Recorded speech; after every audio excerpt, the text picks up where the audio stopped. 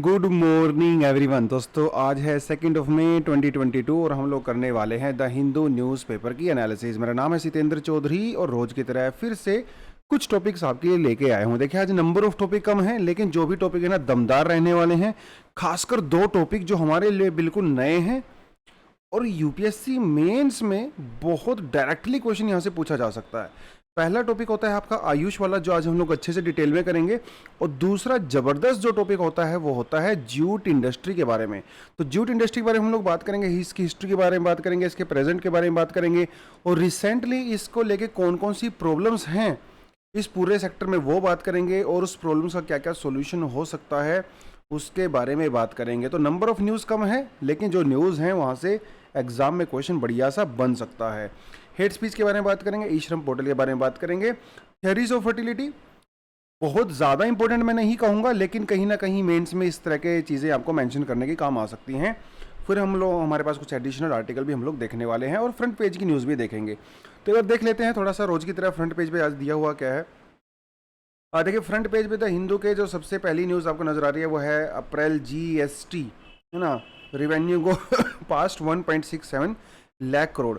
Ex MLA held in the Kerala for the hate speech के लिए इनको पकड़ा गया है। ई श्रम पोर्टल, इन टॉपिक को हम लोग दोनों को अलग से करेंगे, लेकिन ये थोड़ा टॉपिक देख लेते हैं। देखिए एक चीज़ है हमारे पास जीएसटी कलेक्शन। जीएसटी क्या होता है, कैसे काम करता है, सेंटर स्टेट रिलेशनशिप, वो हम लोग आज नहीं करेंगे क्योंकि हम लोग पहले बहुत बार कर चुके हैं। अगर किसी को नहीं पता है तो प्लीज़ अपने जो इकोनॉमी के जो बेसिक्स होते हैं उसको अच्छे से कवर करें। देखिए इकोनॉमी के आर्टिकल के बारे में आपको मैं बहुत पहले ही बता चुका हूँ। अगर आप यूपीएससी की प्रिपरेशन में बिल्कुल फ्रेशर्स हो तो इकोनॉमी के आर्टिकल आपको डायरेक्टली समझ में नहीं आएंगे। पहले आप इकोनॉमी के बेसिक्स कवर करिए, उसके बाद एक्चुअली आप आके इकोनॉमिक आर्टिकल पढ़ सकते हो, आपको समझ में भी आएगा। पहले ही दिन आप जीएसटी के बारे में पढ़ने लगो तो कुछ समझ में आने वाला नहीं है। पहले प्रॉपर तरीके से आप टैक्सेशन क्या होता है, किस तरह से काम करता है, किस तरह के टाइप्स होते हैं, उसको आप कवर कर सकते हो। तो हमारे पास एनसीईआरटी होती है मैक्रो इकोनॉमिक्स है ना, वो आप कवर करिए, उसके बाद इस तरह के आर्टिकल को पढ़ सकते हो। अदरवाइज इनको आप छोड़ सकते हो अगर आप बिल्कुल फ्रेशर हो तो जीएसटी के बारे में हम सबको पहले से पता है, लेकिन बात होती है जब जीएसटी कलेक्शन की। तो एक चीज़ आपने देखी होगी बहुत समय से, जब भी जीएसटी कलेक्शन इंक्रीज होता है तो सरकार हमेशा एक बात बोलती है, देखिए इकोनॉमी ग्रो कर रही है और हमारी जीएसटी, और इसका क्या प्रमाण है, इसका जो प्रूफ है वो है जीएसटी कलेक्शन। तो सरकार जीएसटी कलेक्शन जब भी इंक्रीज होती है तो हमेशा ये बोलती है देखो मैं बहुत अच्छा स्टेप कर रहा हूँ, ले रहा हूँ, हमारी इकोनॉमी ग्रो कर रही है, चिंता करने की जरूरत नहीं है, जीडीपी हाई जा रही है। वो एक नॉर्मल सी सिनेरियो है जो कि कई मामले में सही हो सकता है कि जब आपकी जीडीपी ग्रो करे तो डेफिनेटली आपका टैक्स कलेक्शन तो इंक्रीज होगा, लेकिन ये हमेशा ट्रू नहीं होता है। बहुत बार टैक्स कलेक्शन जो है दूसरे रीजन की वजह से भी बढ़ सकता है। हो सकता है इकोनॉमी कम ग्रो कर रही हो। देखिए मान लो पहले आपकी जीडीपी जो है वो 100 रुपए की थी और आपके पास जो टैक्सेशन रेट था वो कितना था, 5% का था, तो आपको कितना पैसा मिला, 5 रुपए मिला, टैक्स कलेक्शन 5 रुपीज़ हुआ। अब मान के चलिए कि आपकी जो जीडीपी है अभी वो 80 रुपीज़ है, 80 रुपीज़ है, लेकिन आपका टैक्स कलेक्शन जो है वो 20% हो गया। समझ रहे हो ना, 20% हो गया आपका, 20% हो गया, तो यहाँ पे आपका जीडीपी कलेक्शन कितना हो जाएगा, 16 रुपए। हालांकि आपकी ओवरऑल जीडीपी कम हुई है, लेकिन फिर भी आपका टैक्स कलेक्शन जो है 5 रुपए से बढ़ के जो है 16 रुपीज़ हो गया। तो क्या मैं इस केस में कहूँगा कि मेरा जीडीपी इंप्रूव हुआ है क्योंकि मेरा टैक्स कलेक्शन इंक्रीज हो गया? ऐसा तो जरूरी नहीं है ना। टैक्स कलेक्शन बढ़ने से भी जब आप टैक्स की रेट को इंक्रीज कर देते हो, टैक्स कलेक्शन आपका इंक्रीज हो सकता है। तो ये डायरेक्ट इंडिकेशन नहीं है कि आपकी इकोनॉमी ग्रो कर रही है। यही बात जो है इस आर्टिकल में कही गई है कि हाँ कुछ इकोनॉमी की डेफिनेटली रिकवरी तो हुई है, इसमें कोई डाउट नहीं, लेकिन उसके पीछे दूसरे कारण भी है। क्योंकि अभी जो टैक्स कलेक्शन का जो डेटा आया है दोस्तों, वो आया है मार्च के महीने को लेके, और आपको पता ही है कि हमारी कंट्री में जो नया फाइनेंशियल ईयर शुरू होता है वो कब से शुरू होता है, अप्रैल से शुरू होता है ना। तो मार्च जो है वो आखिरी महीना होता है आपकी टैक्स कलेक्शन को, रिवेन्यू को कलेक्ट करने के लिए, इसे मार्च रश कहा जाता है। एक चीज़ आपने देखा होगा कि मार्च के महीने में आपकी लोकल सिटी के अंदर इकोनॉमिक एक्टिविटी बढ़ जाती हैं, किसी को टैक्स फाइल करना है वो बढ़ जाती हैं। एक छोटा सा एग्जांपल देता हूँ, जो पुलिस वाले होते हैं, मार्च के महीने में पुलिस वाले सबसे ज़्यादा चालान काटते हैं क्योंकि उनको जो टारगेट दिया होता है उनको वो क्योंकि अप्रैल से फाइनेंशियल ईयर शुरू होना होता है, तो इसलिए वो मार्च में पूरा कलेक्शन करते हैं, हर जगह छापेमारी करेंगे, चालान काटेंगे, सारी चीज़ें होती हैं। इसे मार्च रश कहा जाता है। बहुत बार सुना होगा आपने, मार्च का महीना है तो सारी चीज़ें हो रही हैं। तो मार्च के महीने में यूजली भी हर साल टैक्स कलेक्शन इंक्रीज होता है, ये कोई नई बात नहीं है। तो इस बार जो टैक्स कलेक्शन इंक्रीज हुआ है तो वो भी कोई नई बात नहीं है, सरकार वैसे बोल रही है कि हाँ इंडस्ट्री ग्रो कर रही है एंड ऑल दैट। दूसरी चीज़ यहाँ पे कुछ चेंजेस भी हुए हैं, जैसे एक चीज़ होती है जिसे बोला जाता है क्रेडिट इनपुट। देखिए मैं आपको इसकी डिटेल में नहीं जा सकता क्रेडिट इनपुट, इसके दो रीज़न हैं। एक तो क्योंकि भैया मैं कोई चार्टर्ड अकाउंटेंट तो हूँ नहीं, तो मुझे थोड़ा बहुत इसके बारे में जानकारी है, बहुत डिटेल में मुझे पता नहीं है। जो थोड़ा बहुत पता है वो आपको बता देता हूँ, जो हमारे एग्जाम के परस्पेक्टिव से इंपॉर्टेंट है। ज़्यादा इकोनॉमी हम लोगों को घुसना नहीं है। दूसरी बात, ये चीज़ आप जब आप इन इकोनॉमी के नॉर्मल कॉन्सेप्ट आपके कवर हो जाएंगे, आपको इन चीज़ों का पता चल जाएगा। क्रेडिट इनपुट का मतलब ये होता है, देखो जैसे कोई एक चेन होती है ना, जहाँ सबसे पहले हमारे मैन्युफैक्चरर्स आते हैं और सबसे एंड में हमारे कंज्यूमर्स आते हैं, जिसमें हम लोग आते हैं कस्टमर्स। तो इस मैन्युफैक्चरिंग से लेके कस्टमर तक एक चेन होती है, जिसमें पहले वो मैन्युफैक्चरिंग होगी चीज़, उसके बाद वो डिस्ट्रीब्यूटर के पास जाता है, डिस्ट्रीब्यूटर से होलसेलर के पास जाता है, होलसेलर के बाद वो रिटेलर के पास जाता है, रिटेलर के बाद वो कंज्यूमर के पास जाता है। तो ये चेन होती है और हर चेन पे आपको जीएसटी फाइल करना पड़ता है। तो जब ये पहले वाला आदमी जीएसटी फाइल कर देता है तो उसके बाद दूसरे वाला करता है, फिर तीसरे वाला करता है। तो जो भी इंसान जीएसटी फाइल करता है उसके फेवर में अगले आदमी को इनपुट मिलता है कि भैया तुमने कितना जीएसटी फाइल किया, ओके मैंने 50 रुपए किया, तो ये तुम्हारा इनपुट होगा जो तुम्हारे खाते में वापस आ जाता है एक तरह से। इसे क्रेडिट इनपुट कहते हैं। बेसिकली जो टैक्स पिछले आदमी ने पे कर दिया होता है वो टैक्स जो है अगले आदमी के खाते में आ जाता है, उसका कुछ हिस्सा, जिसे हम लोग जो है क्रेडिट इनपुट कहते हैं बेसिकली। तो ये क्रेडिट इनपुट के अंदर सरकार ने पिछले अभी थोड़े समय पहले कुछ चेंजेस किए। उन्होंने कहा कि जब पिछला बंदा, जिसे वेंडर कहते हैं, जब पिछला वेंडर अपना टैक्स फाइल करेगा तभी अगले वेंडर को इनपुट मिलेगा, अदरवाइज आपको इनपुट नहीं मिलेगा।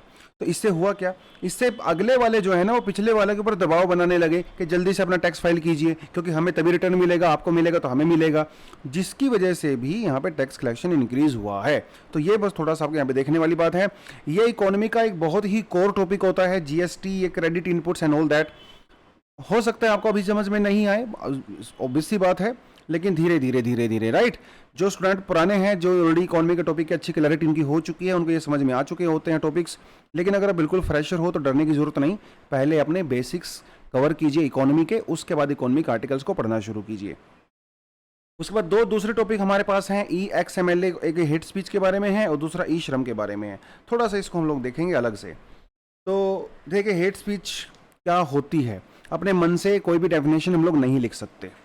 पहले भी आपको मैंने कल भी बताया था, उससे पहले ही बता चुका हूं, अगर किसी चीज़ की हमारे पास स्टैंडर्ड डेफिनेशन है, वो यूनाइटेड नेशन ने दिया हुआ है, ILO ने दिया है, नीति आयोग ने दिया है, किसी ने दिया है, कोशिश किया करो कि उस स्टैंडर्ड डेफिनेशन के बिल्कुल आसपास ही आपकी डेफिनेशन होनी चाहिए। एग्जाम में एज इट इज़ वर्ड तो आप याद नहीं रख सकते, लेकिन कोशिश करो उसको आप 2 बार 4 बार 10 बार पढ़ोगे तो वो चीज़ें आपको काफ़ी याद हो जाती हैं। तो हेट स्पीच हम लोग जनरल लैंग्वेज में डिफाइन करने के बजाय लॉ कमीशन ऑफ इंडिया इसको कैसे डिफाइन करता है उसके ऊपर ज्यादा फोकस करने की जरूरत है। According to Law Commission, hate speech is stated as an incitement to hatred primarily against a group, किसी ग्रुप के अगेंस्ट में भी हो सकती है वो हेट, या group of persons defined in terms of race, ethnicity, gender, sexual orientation, मतलब गे हो, लेस्बियन हो, क्या हो, रिलीजियस बिलीफ है ना, हिंदू मुस्लिम सिख ईसाई वो सब, और इस तरह के। तो अगर वो हेट स्पीच वो स्पीच होती है जो कि इन ग्रुप्स के अगेंस्ट में, इन डायमेंशंस में हेट पैदा करती हैं, या कोई ऐसे भाषणबाजी करते हैं, ठीक है, एनोनिमिटी फैलाते हैं, उसको कहा जाता है hate speech. This is the definition given by the law commission of India. लेकिन ये डेफिनेशन काफ़ी इसमें एम्बिग्विटी है, बहुत क्लैरिटी है नहीं, क्योंकि जब एक्चुअल में ग्राउंड के ऊपर केस होते हैं तो ये डेफिनेशन उसमें जो है उसको पूरी तरह से पर्पस को फुलफिल नहीं करती हैं। बट एनीवेज, हमारे जो आईपीसी है, इंडियन पिनल कोड, देखिए वैसे हमारी यूपीएससी के लिए इंडियन पिनल कोड नहीं पढ़ना होता है, वो हमारा पार्ट नहीं है, हमें कॉन्स्टिट्यूशन ऑफ इंडिया पढ़ना रहता है। लेकिन कुछ चीज़ें ऐसी होती हैं जो हमारी सोसाइटी को लार्जली इंपैक्ट करती हैं, जैसे सेडिशन लॉ हो गया है ना, उसमें आपका आईपीसी का पता होना चाहिए, 124A है ना, जैसे आपका हेट स्पीच हो गया, यहाँ पे कुछ आर्टिकल आपको पता होने चाहिए, थोड़े बहुत 2-4। तो हेट स्पीच में हमारे पास सेक्शन 153A है और 153B है हमारा आईपीसी का। दूसरा 295A, ये हमारा आईपीसी की किसकी बात करता है, it talks about the malicious intention outreach for the religious feelings को अगर आप हर्ट करते हो। तो जैसे अभी उत्तराखंड हिमाचल के अंदर जो धर्म संसद हुई थी, तो वहाँ पे हेट स्पीच जो दिया गया था अदर कम्युनिटी के अगेंस्ट में, तो वो 295A के अंदर आप उसको कवर कर सकते हो, वारंट वगैरह इशू कर सकते हो। सेक्शन 505A और 505B, ठीक है। ये जो है कोई ऐसा आपने कोई पैम्पलेट छाप दिया, आपने कोई होर्डिंग लगा दिया जिससे जो है एक दूसरी कम्युनिटी के अगेंस्ट में या किसी रेस के अगेंस्ट में एक हेट पैदा होता है, तो वो आप इसके अंदर कवर करते हो। तो सेक्शन 123 और 125 वो आरपी का मतलब होता है रिप्रेजेंटेशन ऑफ पीपल एक्ट, ठीक है, जो कि इलेक्शन और वो सारी चीज़ों से रिलेटेड होता है। यहाँ पे भी जो नेता लोग होते हैं इलेक्शन के टाइम पे वो जो भाषणबाजी करते हैं है ना, एक रिलीजन कम्युनिटी कास्ट वगैरह के अगेंस्ट में, वो भी हेट स्पीच का ही पार्ट आता है। तो ये तो कुछ कुछ हमारे पास आर्टिकल हैं, और इसी को वायलेट किया है एक केरला में एक एक्स एमएलए ने, बीजेपी के लीडर थे ये, तो इनको अभी अरेस्ट वहाँ पे कर लिया गया है। और कुछ कमेटी भी हमारे पास बनी है पास्ट में जो कि हेट स्पीच को लेके बनाई गई थी, एस्टेब्लिश की गई थी, उन्होंने अपनी अपनी रिकमेंडेशन दी हैं। जैसे हमारे पास 2014 में बेजू बरुआ कमेटी थी, 2019 में जो है विश्वनाथन कमेटी थी। ये आपको याद होनी चाहिए, इसको मेमोराइज कर लिया करो, क्योंकि एग्जाम में आप कभी मेंस वगैरह में अगर इस तरह की चीज़ें आती हैं, क्वेश्चंस आता है अबाउट हेट स्पीच, तो आप इनको मेंशन डेफिनेटली वहाँ पे कर सकते हो। आपके नंबर, आपको एक नंबर आपका एक्स्ट्रा मिलेगा। बहुत ज़्यादा इनकी रिकमेंडेशन में जाने की ज़रूरत नहीं है, नाम को याद कर लोगे तो काफ़ी है। लेकिन ये जो कमेटीज़ हैं वो ज़्यादातर पनिशमेंट की बात करती हैं, कितना पनिशमेंट होना चाहिए, 2 year 3 year 6 month and all that, उसके बारे में बात करती हैं। दोस्तों अगला जो टॉपिक हमारे पास आता है that comes from the e Shram portal, e Shram to help settle workers accident claims. देखिए पहले तो आपका ये पता होना चाहिए कि ई श्रम का पर्पज़ क्या, ये है क्या, क्योंकि बिल्कुल नया डेवलपमेंट है। और हमारे जीएस पेपर 2 में, जीएस पेपर 3 में हमसे पूछा जाता है कि डेवलपमेंटल एक्टिविटीज इनिशिएटिव जो सरकार ने लिए हैं वल्नरेबल सेक्शंस को लेके, है ना, वो सब आपको पता होना चाहिए। It's also part of sustainable development as well. So what happened, India में millions and millions of the workers they were non organised, है ना, वो इनफॉर्मल सेक्टर में काम करते थे। तो व्हाट गवर्नमेंट डिड गवर्नमेंट उनको फॉर्मल सेक्टर में लेके आना चाहती है, so that we can have some information about them and we can also provide some relief to them in case of some pandemic और इन सम अदर इश्यूज, है ना, कोई डिजास्टर वगैरह हो जाता है। तो उस केस में जो है सरकार ने अगस्त 2021 के अंदर, क्योंकि देखिए मार्च में तो लॉकडाउन, वो ना मार्च 2020 में पहला लॉकडाउन लगा था, तो माइग्रेंट्स जो इशू हुए थे आपको सबको पता ही है ना, दिल्ली मुंबई दुनिया भर से जो हमारे अनऑर्गेनाइज सेक्टर में काम करते हैं माइग्रेंट्स, वो बेचारे उनको बहुत प्रॉब्लम हुआ था। तो उसके बाद सरकार ने काफ़ी समय लिया, इसके बारे में सोचा और एक पोर्टल बनाने की कोशिश की। पोर्टल का मतलब होता है कोई वेबसाइट या कोई मोबाइल ऐप वगैरह रहती है, तो उसको बनाने में समय लगा। फाइनली सरकार ने अगस्त 2021 में उसको लॉन्च किया, और जिसमें ये कहा गया कि जो भी अनऑर्गेनाइज्ड वर्कर्स हैं जो कि दूसरे शहरों में जाके काम करते हैं, वो अपने आप को इस पोर्टल के ऊपर रजिस्टर करें, अपना आधार कार्ड वगैरह डालें, ठीक है। उससे उनको क्या बेनिफिट होगा, उनके कई सारे बेनिफिट उनको हो सकते हैं, लेकिन जो सबसे बड़ा बेनिफिट है वो एक्सीडेंट बेनिफिट है, ठीक है। अगर किसी केस में उनको एक्सीडेंट हो जाता है तो उनको रिलीफ मिलता है, वो यहाँ पे मेन चीज़ें हैं। और ये एक्चुअली यहाँ पे कई सारी चीज़ों को लिंक करने की बात कही गई थी 2022-23 के बजट में, जैसे नेशनल करियर सर्विस, ई श्रम, उद्यम और असीम, ठीक है। इन 4 पोर्टल को एक तरह से लिंक करने की बात कही गई थी, और ये सारे के सारे पोर्टल अलग अलग सेक्टर में काम करते हैं, ठीक है। जैसे आपका नेशनल करियर सर्विस, ये जो है एक ऑनलाइन टाइप का प्लेटफॉर्म रहता है जिसमें आप कोई ट्रेनिंग वगैरह जाके वहाँ पे ले सकते हो और आप अपना करियर चूज़ कर सकते हो।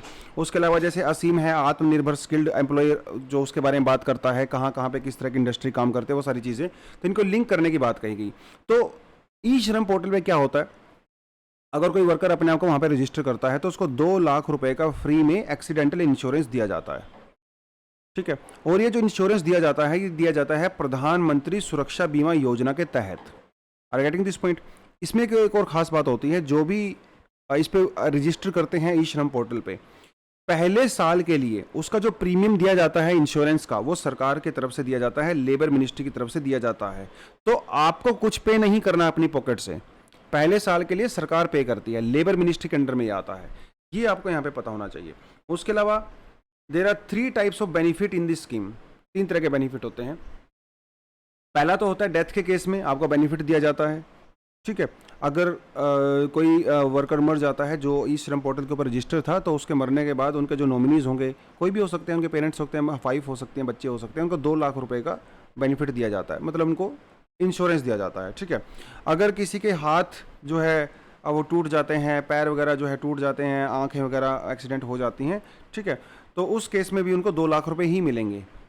Are getting this point. और अगर उसकी आई साइट जो है एक आंख चली जाती है या वो कहीं से थोड़ा टांग वगैरह डिसेबल हो जाता है, उसको 1 लाख रुपए तक का बेनिफिट मिलता है।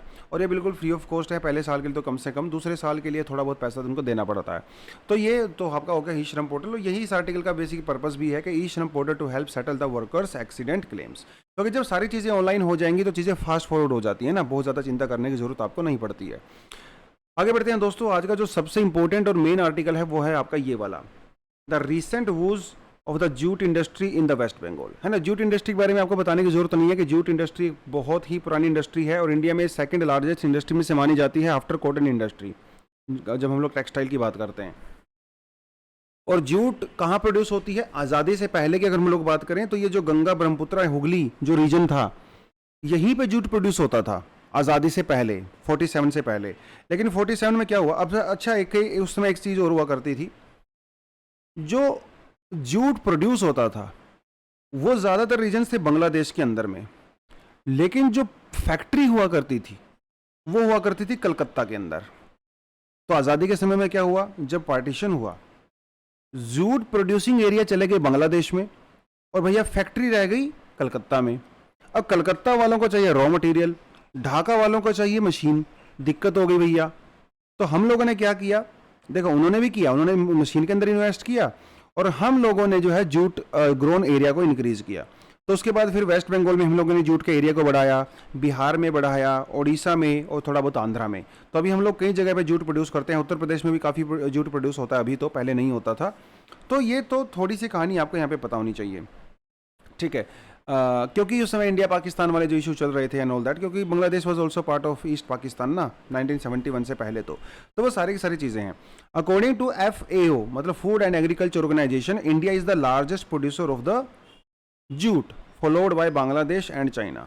देखिए हम लोग लार्जेस्ट प्रोड्यूसर जरूर हैं, लेकिन लार्जेस्ट एक्सपोर्टर नहीं हैं, क्योंकि हम लोग जितना प्रोड्यूस करते हैं उतना ही खुद कंज्यूम कर लेते हैं। पहली बात तो ये, दुनिया का 80% से ज़्यादा जो जूट आता है वो कहाँ से आता है? वो बांग्लादेश से आता है। पहली बात ये, क्योंकि चाइना भी मोस्टली प्रोड्यूस करता है, वो खुद ही कंज्यूम कर लेता है। और जूट मैन्युफैक्चरिंग जो है सबसे पहले कलकत्ता के पास में एक जगह है छोटी सी, जिसका नाम है रिशरा, वहाँ से शुरू हुआ था 1855 के अंदर। थोड़ा बहुत आपको पता होना चाहिए, हालांकि काफ़ी फैक्ट हैं बट स्टिल बाकी चीज़ें मैंने आपको यहाँ पे बता दिया। West Bengal has the largest concentration of the jute industry accounting for the 80% of the production and the mills. अभी भी 80% वेस्ट बंगाल के अंदर ही है, हालांकि अब वहाँ पे प्रॉब्लम शुरू हो गई है। वो क्या है वो आपको बताता हूँ मैं। बाकी 10% का जो बचता है वो यूपी बिहार में है, बाकी आंध्र प्रदेश वगैरह इधर उधर की स्टेट्स हो गई। खासकर जो वेस्ट बंगाल के अंदर भी जो हुगली वाला रीजन है, हुगली वाली जो बेल्ट है ना, वो 3 किलोमीटर की जो चौड़ी बेल्ट होती है हुगली रिवर के दोनों साइड में, और 100 किलोमीटर की लंबी जो एक पट्टी होती है, बेसिकली पट्टी है 100 किलोमीटर की, 3 किलोमीटर चौड़ी रहती है, 100 किलोमीटर लंबी रहती है। यहाँ पे मोस्टली प्रोड्यूस यहाँ पे पैदा होता है। लेकिन जनरल की अगर हम जनरल बातें करें कि जूट इंडस्ट्री पिछले कुछ समय से वो डिक्लाइन पे चल रही है, और इंडिया का शेयर जो है वो इंटरनेशनल जूट इंडस्ट्री के अंदर वो भी रिड्यूस हो रहा है। जनरल हम लोग बात करें तो क्या क्या प्रॉब्लम है जूट इंडस्ट्री की।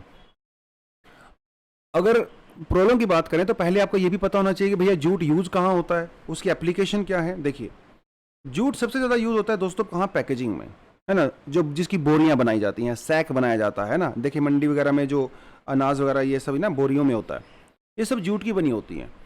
और ये कोई ऐसी ही नहीं है कि हाँ भैया जूट है सस्ता पड़ता है चलो इसको यूज कर लो। No, there is a proper law, there is a proper act, और ये एक्ट मैंडेटरी करता है कि जो फूड प्रोडक्ट्स होते हैं हमारे, वो 100% जो है जूट के अंदर ही उसकी पैकेजिंग होगी। तो जो मंडियों में जूट की बोरियां यूज की जाती हैं वो एक कानून के तहत की जाती हैं, और जो शुगर होता है, जो चीनी बनाई जाती है शुगर केन से, 20% जो पैकेजिंग होगी वो जूट बैग्स में ही होती है। ये हमारे पास कानून होता है, या कोई ऐसे मंडी में यूज नहीं करते हैं इसको। पहली बात तो ये। और भी बहुत सारी जगह पे यूज होता है, फर्निशिंग मटेरियल में यूज़ होता है, फैशन एसेसरी में यूज़ होता है, फ्लोर कवरिंग्स में यूज़ होता है ना, और टेक्सटाइल इंडस्ट्री में, पेपर इंडस्ट्री में यूज़ होता है। हालांकि यहाँ पे जूट का जो शेयर है वो लगातार डिक्लाइन हो रहा है। अब बात करते हैं कि ये प्रॉब्लम क्या है जूट इंडस्ट्री को लेकर इन जनरल प्रॉब्लम। अभी हम लोग वेस्ट बंगाल पे नहीं आए हैं, अभी सिर्फ हम लोग जनरल प्रॉब्लम की बात करते हैं। सबसे बड़ी बात तो जूट की डिमांड कम हो गई है भैया। ओवरऑल दुनिया भर में जूट के प्रोडक्ट्स की डिमांड आजकल कम हो रही है। क्यों हो रही है? सबसे बड़ा रीजन यहाँ पे आता है सिंथेटिक फाइबर का रीजन यहाँ पे आता है, प्लास्टिक और जो सिंथेटिक पैकेजिंग मटेरियल होते हैं। इसकी वजह से जूट की डिमांड हो गई है कम, खासकर वेस्टर्न कंट्रीज में। ठीक है, दूसरी बात, इंडिया में जो प्रॉब्लम जूट की इंडस्ट्री फेस कर रही है उसके बड़े पीछे बहुत बड़ा रीजन होता है बांग्लादेश। क्योंकि देखिए, आज़ादी के बाद हमारे पास मशीनें तो थी, हमारे पास सिर्फ रॉ मटेरियल नहीं था, तो हम लोगों ने रॉ मटेरियल में तो इन्वेस्ट कर दिया, लेकिन मशीनों में इन्वेस्ट नहीं किया। अब बांग्लादेश के अंदर रॉ मटेरियल था, मशीनें नहीं थी, उन्होंने मशीनों के अंदर इन्वेस्ट किया, तो बांग्लादेश ने नई मशीनों के अंदर इन्वेस्ट किया, जबकि कलकत्ता के अंदर अभी भी पुरानी मशीनें चल रही थी, और पुरानी मशीनों की प्रोडक्शन होती है कम, है ना, उनकी एफिशिएंसी भी कम होती है, टूटती फूटती रहती हैं भैया, उनके आधे समय तो रिपेयर ही रहता है, बंद रहती हैं। लेकिन बांग्लादेश ने नया इंडस्ट्री लगाया, नई मशीनें खरीदी, तो उनका प्रोडक्शन इंडिया से अच्छा है। तो बांग्लादेश से एक्चुअली हम लोग कंपटीशन के अंदर पिछड़ रहे हैं। वैसे तो आपको पता ही होगा कि जो अपैरल इंडस्ट्री है या जो टेक्सटाइल इंडस्ट्री है उसमें वैसे भी बांग्लादेश नंबर 1 है।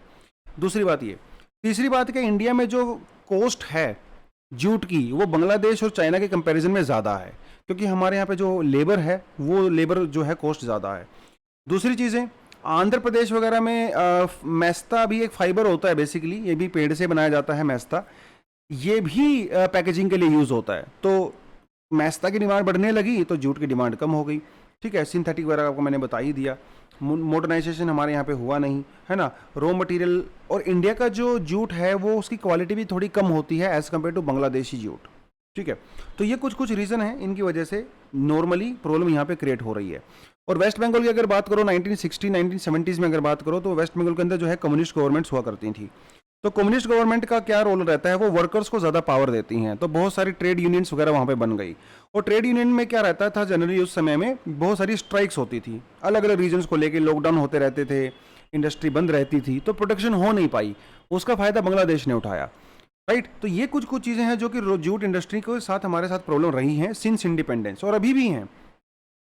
लेकिन अभी आज का जो प्रॉपर आर्टिकल है ये किस पर्पज से लिखा गया है, वेस्ट बंगाल के अंदर अभी कुछ प्रॉब्लम्स हैं, बहुत ज़्यादा बढ़ गई हैं। देखिए क्या रहता है, वेस्ट बंगाल के अंदर समस्या ये है कि जैसे यहाँ पे है फार्मर जूट प्रोड्यूस करता है, और यहाँ पे आता है हमारा जो कि जूट प्रोड्यूसर यानी कि मैन्युफैक्चरिंग होता है, मैन्युफैक्चरर्स। ठीक है, फार्मर से मैन्युफैक्चरर के पास में डायरेक्टली जूट नहीं जाता, manufacturers can not purchase their jute directly from the farmer, बीच में आते हैं कौन, इंटरमीडियरीज।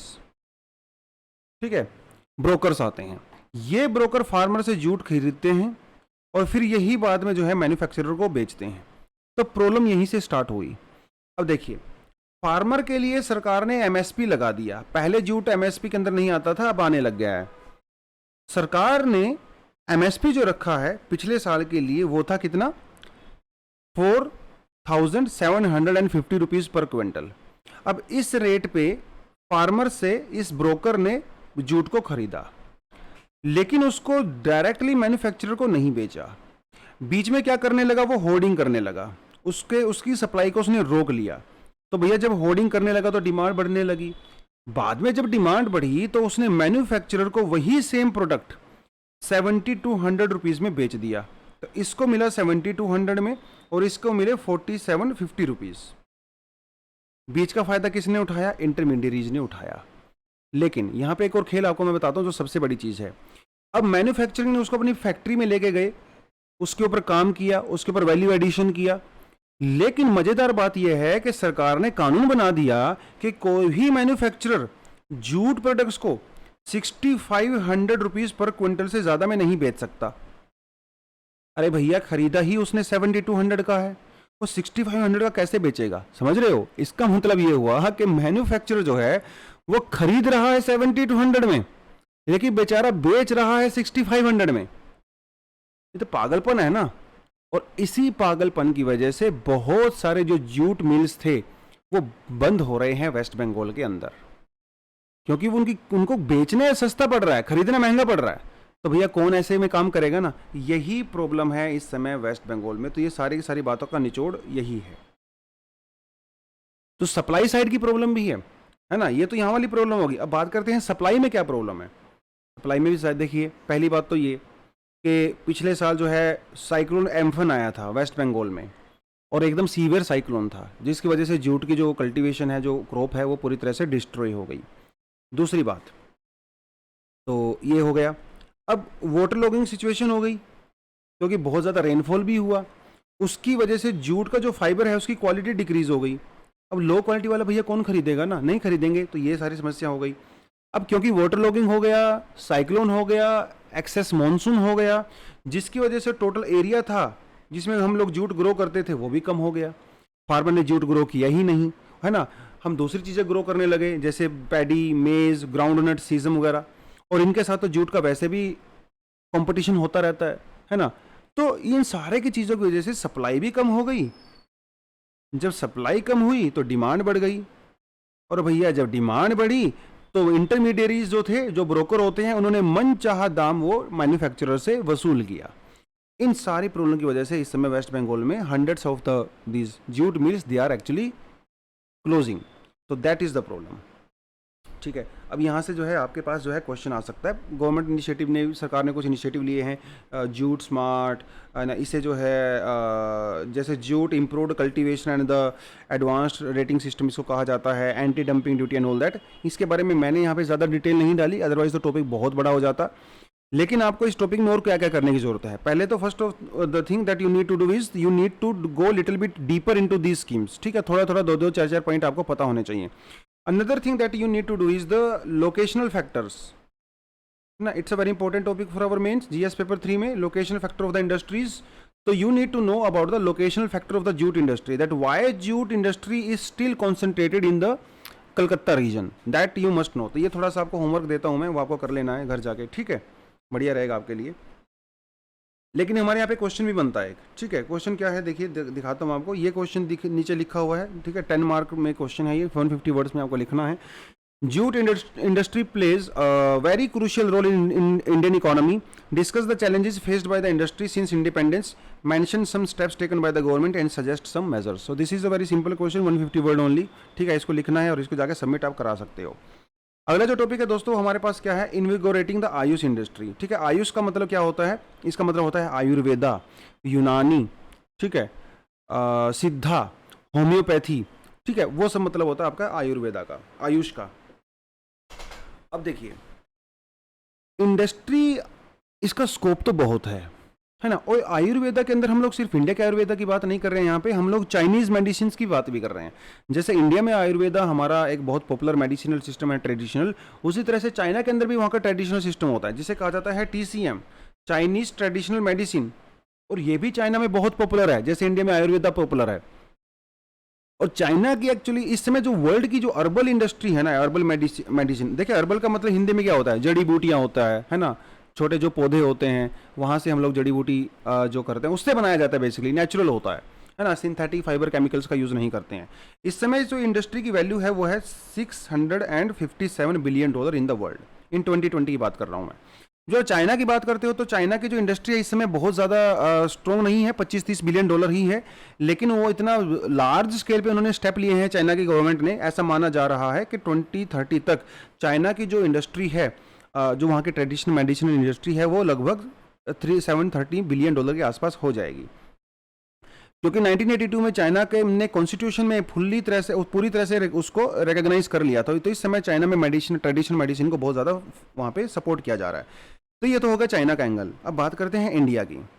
इंडिया की सरकार भी जो हमारी ट्रेडिशनल इंडस्ट्री है, ठीक है, आयुर्वेदा है, हमारे पास यूनानी है, सिद्धा है, होम्योपैथी है ना, इसको हम लोग यूनानी है, इसको भी हम लोग एक्सपैंड करने की कोशिश कर रहे हैं, प्रमोट करने की कोशिश कर रहे हैं, जिसके लिए सरकार ने 2004 में एक प्रोग्राम चलाया था, नेशनल आयुष मिशन, ठीक है, under ministry of health and family welfare. पहले आपको ये पता होना चाहिए।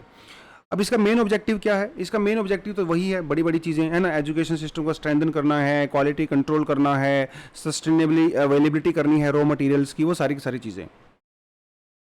2022 में इस इंडस्ट्री की जो टोटल वैल्यू है इंडिया में वो है $23 बिलियन, जो माना जा रहा है कि 2030 तक इंक्रीज होकर कम से कम जो है $250-300 बिलियन के आसपास हो सकती है। तो काफ़ी ज़्यादा पोटेंशियल है यहाँ पे। और ये स्कीम देखिए हम लोगों ने 2014 में लॉन्च किया था। 2014 से 2020 तक 17% की रेट से आयुष इंडस्ट्री ने ग्रो किया है। और पेंडेमिक के समय में तो किया ही है ना, पेंडेमिक के समय में तो हर कोई काढ़ा पी रहा था, है ना, आप जो है होम्योपैथी और आप जो है आयुर्वेदिक चीज़ें ले रहे थे इम्यूनिटी वगैरह स्ट्रॉन्ग करने के लिए। तो धीरे धीरे इसकी demand over a period of time बढ़ी है। उसके अलावा फार्मर्स जो ग्रो करते हैं, जड़ी बूटियों को ग्रो करते हैं, उनको सब्सिडी भी दिया जाता है। जब उनको नर्सरी वगैरह स्टेब्लिश करनी रहती है तो 30%, 50, 75% वगैरह सब्सिडी भी दिया जाता है 140 मेडिसिनल प्लांट्स के ऊपर। ठीक है। आत्मनिर्भर भारत अभियान के तहत भी 4000 करोड़ का पैकेज सरकार ने दिया हर्बल कल्टीवेशन को लेके। तो बेसिकली सरकार इस हर्बल इंडस्ट्री कह लीजिए, आयुर्वेदा कह लीजिए, आयुष कह लीजिए, इसको प्रमोट करने के लिए खूब काम कर रही है, जिसका रिजल्ट भी हमें सामने नजर आ रहा है। लेकिन और क्या कर सकते हैं हम लोग? अभी इस इंडस्ट्री के अंदर बहुत पोटेंशियल है, और क्या कर सकते हैं हम इसके एक्चुअल पोटेंशियल को रियलाइज करने के लिए? अलग अलग चीज़ें हैं, जैसे हमारे जो स्टेट मेडिसिनल प्लांट बोर्ड्स होते हैं, आप उनको स्ट्रेंथन कर सकते हो, उनको और पावर दे सकते हो, उनको और जो है फाइनेंशियल हेल्प दे सकते हो, है ना। उसके अलावा रिसर्च एंड डेवलपमेंट आप अच्छे से और कर सकते हो, हर्बल गार्डनिंग कर सकते हो, नर्सरीज वगैरह और ज़्यादा एस्टेब्लिश कर सकते हो, मार्केटिंग के लिए लोगों को हायर कर सकते हो। क्योंकि देखिए मार्केटिंग आजकल होता है ना, लोग बोलते हैं ना जो दिखता है वही बिकता है। तो भैया जब मार्केटिंग आप करोगे तो आपकी एडवर्टीजमेंट वगैरह आएंगी, होर्डिंग वगैरह लगेंगे, वो सारी चीज़ें, तभी तो लोगों को पता चलेगा ना उस चीज़ के बारे में। अब बैठे रहोगे कोने में, अपने आप को प्रमोट नहीं करोगे तो लोगों को नहीं पता चलेगा आप एग्जिस्ट करते हो। वो सारी की सारी चीज़ें हैं। उसके अलावा हमारे पास प्रॉपर डेटा भी होना चाहिए कि इंडिया में बहुत सारी ऐसी छोटी छोटी और बड़ी बड़ी कंपनीज़ हैं जो कि ट्रेडिशनल मेडिसिन के अंदर काम करती हैं, तो उनका डेटा हमारे पास प्रॉपर तरीके से नहीं है। वो कैसे प्रोडक्ट बना रही हैं, उनका क्वालिटी स्टैंडर्ड क्या है, वो सारी चीज़ें यहाँ पे करने की ज़रूरत है। एक चीज़ यहाँ पे लिखा हुआ है, देखिए हार्मोनाइज सिस्टम। तो अभी भी हम लोगों ने आयुष को, आयुर्वेदा वगैरह को प्रॉपर तरीके से हार्मोनाइज सिस्टम के अंदर इंक्लूड नहीं किया है। अब आप सोच रहे होंगे सर हार्मोनाइज सिस्टम क्या होता है? बेसिकली हार्मोनाइज सिस्टम ना एक इंटरनेशनल ट्रेड करने का एक तरीका होता है जिसके अंदर एक्सपोर्ट किया जाता है, और हार्मोनाइज सिस्टम के अंदर अलग अलग प्रोडक्ट को जो है अलग अलग कैटेगरी में डिवाइड किया जाता है। जैसे भैया ये आईटी का प्रोडक्ट है, ये हर्बल प्रोडक्ट है, ये आपका स्पोर्ट्स का प्रोडक्ट है। बेसिकली वो एक सिस्टम होता है जिसमें कैटेगराइज करना बड़ा आसान रहता है। अगर आपको हर्बल इसके बारे में थोड़ा सा पढ़ना है, देखिए ये एक वेबसाइट का मैंने स्क्रीनशॉट डाल दिया था यहाँ पे, वर्ल्ड कस्टम ऑर्गेनाइजेशन मेंडियल, मतलब ये इसका वर्ल्ड WCAO बोलते हैं इसको। तो यहाँ पे हार्मोनाइज सिस्टम के बारे में अच्छा खासा डिटेल में लिखा हुआ है। बहुत ज़्यादा रिकमेंड आपको नहीं करूँगा मैं इसके, जाओ देखो, लेकिन स्टिल जिसको इंटरेस्टेड हैं बच्चे वो जाके देख सकते हैं। तो इसके अंदर जो है उसको करने की ज़रूरत है। उसके अलावा मैसिव अवेयरनेस करने की ज़रूरत है, प्रमोट उसको आप करिए, उसका जो IPR वगैरह है उसके ऊपर फोकस करिए, क्वालिटी के ऊपर फोकस करिए। तो इन सब चीज़ों के तहत जो है हम लोग आयुष को और ज़्यादा यहाँ पे स्ट्रॉन्ग कर सकते हैं बेसिकली। ठीक है, तो ये जो है हमारा आज का छोटा सा एडिटोरियल था, एक नई डायमेंशन में था, इसलिए मैंने सोचा इसको कवर करवा देता हूँ। बाकी एक और एडिटोरियल हमारे पास एक और भी था आज, वो ये था, देखिए ज़रा, ये वाला, ठीक है, funding whose hot Indian science. ये भी थोड़ा आप पढ़ सकते हो, इसमें उन्होंने बताया हुआ है कि जो इंडिया का जो साइंस का सिनेरियो है पूरा, इसमें क्या क्या प्रॉब्लम्स हैं, है ना, क्या क्या उसको दूर किया जा सकता है, R&D के अंदर क्या प्रॉब्लम्स हैं, सरकार क्या इनिशिएटिव ले रही है, कौन सी ऑर्गेनाइजेशन यहाँ पे काम करती हैं, वो भी एक इंपॉर्टेंट आर्टिकल है। ये अच्छा एडिटोरियल है, आप इसको भी पढ़ सकते हो। ठीक है, उसके अलावा एक हमारे पास आर्टिकल आता है जो कहता है कि new perspective on the fertility and the income level. तो ये क्या कहता है, देखिए इसके बारे में थोड़ा बताता हूँ। इंटरेस्टिंग है, लेकिन थोड़ा छोटा सा है, लेकिन मुझे पढ़ने में इसको बहुत मज़ा आया, आपको भी मज़ा आएगा। मैं एक्चुअली में चला, हाँ देखिए ये रहा। तो देखिए यूजुअली क्या रहता है ना, यूजुअली साइंटिस्ट लोग और जो यानी कि जो एक्सपर्ट लोग होते हैं उन्होंने थ्योरी देते हैं। वो कहते हैं कि भैया इनकम और फर्टिलिटी, इनके बीच में इन्वर्स रिलेशन है। इन्वर्स रिलेशन मतलब ये होता है कि जैसे जैसे किसी फैमिली की इनकम इंक्रीज होती है तो उनकी फर्टिलिटी रिड्यूस होती है। Are you getting this point? मतलब जितनी ज़्यादा आपकी इनकम होगी आप उतने ही कम बच्चे पैदा करोगे, ये मतलब होता है इसका। अब इसका कारण क्या है, ऐसा होता क्यों है? देखिए जब आपकी इनकम इंक्रीज होने लगती है तो आप क्वालिटी के ऊपर फोकस करने लगते हो रादर देन क्वांटिटी। ये भी इन्होंने कहा है कि जब आपका इनकम इंक्रीज होती है तो आप एक बच्चा पैदा करोगे और उसको बहुत बेस्ट एजुकेशन दोगे, उसको बेस्ट स्किल दोगे, उसको बेस्ट जो है स्कूल के अंदर एडमिशन करवाओगे। और क्योंकि क्वालिटी चाहिए ना, और क्वालिटी में तो पैसा लगता है, तो वो पूरा एकदम कैलकुलेशंस होती हैं। तो जैसे जैसे आपकी इनकम इंक्रीज होती है फर्टिलिटी लेवल भी डाउन होता रहता है। ये एक बहुत ही ट्रेडिशनल थ्योरी है और जो काफ़ी समय तक ट्रू भी हैं। लेकिन इसके अलावा एक और एंगल भी है। वो एंगल ये कहता है कि जैसे जैसे वीमेन पार्टिसिपेशन इंक्रीज होता है लेबर फोर्स के अंदर, उस समय पे भी फर्टिलिटी का लेवल कम होता है। तो यहाँ पे दो चीज़ें हो गई, एक चीज़ होगी इनकम जहाँ पे फर्टिलिटी कम होती है, और दूसरी चीज़ होती है वीमेन पार्टिसिपेशन। दो चीज़ों की वजह से फर्टिलिटी कम होती है। ये ट्रेडिशनल थ्योरी है, लेकिन जो लेटेस्ट थ्योरी है वो कहती हैं नहीं नहीं ऐसा नहीं है, ये ट्रेंड थोड़ा चेंज हो रहा है। थोड़ा चेंज मैं कह रहा हूँ, सारा चेंज नहीं हो रहा है। कहीं कहीं पे जो जो बहुत ही एडवांस्ड कंट्रीज हैं, मॉडर्न इकोनॉमीज हैं, वहां पे क्या हो रहा है, वहां पे इनकम भी इंक्रीज हो रही है और फर्टिलिटी भी इंक्रीज हो रही है। वीमेन पार्टिसिपेशन भी बढ़ रहा है और फर्टिलिटी भी बढ़ रही है। कुछ कुछ जगह पे, हार्डली अमेरिका में कहीं पे हो गया, यूके में हो गया, थोड़ा बहुत ऑस्ट्रेलिया में हो गया, वो हार्डली। अब आप बोलोगे सर ऐसा क्यों? पहला वाला पॉइंट बिल्कुल सही लग रहा था, हाँ वो भी बिल्कुल सही है कि जब पार्टिसिपेशन बढ़ता है, इनकम बढ़ती है, फर्टिलिटी कम होती है, लेकिन ये वाला भी नजर आ रहा है। अब उसके पीछे कारण क्या है? उसके पीछे सबसे बड़ा कारण है सपोर्ट, वीमेन सपोर्ट। अभी जब से सोशल मीडिया कह लीजिए, इंटरनेट की क्रांति आई है, या मॉडर्न समय की आप बात करिए, वीमेन के लेके सपोर्ट इंक्रीज हुआ है सोसाइटी में, है ना। चाहे वो किसी भी लेवल पे क्यों ना हो, चाहे वो फर्टिलिटी के लेवल पे क्यों ना हो, चाहे वो उसको एक काम करने को लेके क्यों ना हो। पहले ऐसा माना जाता था कि जो वीमेन काम करती है वो बच्चे, जो या तो वो बच्चे संभालेगी या वो काम करेगी, लेकिन अभी ऐसा नहीं है। जो वर्किंग वीमेन है उनको पूरा सपोर्ट दिया जाता है। पहले एक कॉन्सेप्ट हुआ करता था जिसे कहते थे मदरहुड पेनल्टी, मतलब अगर आप माता बन गई, माँ बन गई, प्रेग्नेंट हो गई, तो भैया आपकी जॉब तो गया, उसे मदरहुड पेनल्टी कहते थे। लेकिन आजकल वो नहीं है। आजकल आपको आपके जो एम्प्लॉयर्स होते हैं, जो प्रोवाइड करवाते हैं, वो प्रेग्नेंट वीमेन को और जिनके छोटे बच्चे होते हैं उनको सपोर्ट प्रोवाइड करवाते हैं। वो बच्चों को जो है ऑफिस में लेके जा सकती हैं, उनके ऑफिस आवर भी थोड़े कम कर दिए गए होते हैं, वीकेंड पे छुट्टियां ले सकती हैं, प्रेगनेंसी लीव भी काफ़ी ज़्यादा दी जाती हैं। तो जिसकी वजह से जो पहले वीमेन को जो थोड़ा सा कंस्ट्रेन होता था कि वो कम बच्चे पैदा करती थी, अभी वो इतना नहीं रहा है। तो जॉब के साथ साथ भी बच्चे पैदा कर सकती हैं। ये यहाँ पे सबसे बड़ा रीज़न बताया गया है, ठीक है। उसके अलावा कहते हैं भाई पुरानी थ्योरी का क्या होगा? हाँ, नई थ्योरी हम लोगों ने मान लिया कहीं कहीं पे हो रहा है। पुरानी थ्योरी क्या बिल्कुल फेल हो गई है? नहीं, पुरानी थ्योरी भी अभी काम कर रही हैं, लेकिन जैसे जैसे सोसाइटी के अंदर ये चीज़ें बढ़ेंगी, वीमेन को और ज़्यादा एम्पावरमेंट होगा, वो लेबर पार्टिसिपेशन के अंदर जो है ज़्यादा जाएंगी, तो ये ट्रेंड आपको और ज़्यादा देखने को मिलेगा, ठीक है। ये इस आर्टिकल के अंदर कहा गया था। आप यहाँ से कितना सहमत करते हो इस चीज़ से, आप भी बता सकते हो। हमारी सोसाइटी में भी देखो ऐसा हो गया ना, वीमेन को ज़्यादा सपोर्ट मिलता है, बाहर निकलने लगी हैं, काम करने लगी हैं, बड़ी बड़ी कंपनीज़ के सीईओ बन गई हैं, है ना, एंटरप्रेन्योर्स बन रही हैं वो महिलाएं, बहुत बहुत ज़्यादा पार्टिसिपेशन बढ़ गया है। तो इससे एक सपोर्ट मिलता है सोसाइटी में, है ना। वेस्टर्न कंट्रीज में तो जो पार्लियामेंटेरियंस होती हैं अपने बच्चों को पार्लियामेंट के अंदर ही लेके आती हैं, ये भी बहुत बड़ा कॉन्सेप्ट है। तो ये थोड़ा सा आर्टिकल इसके बारे में था। खास ये इंडिया स्पेसिफिक नहीं था आर्टिकल, वर्ल्ड स्पेसिफिक था, लेकिन थोड़ा बहुत आप इसको इंडिया के ऊपर भी अप्लाई कर सकते हो, ठीक है जी।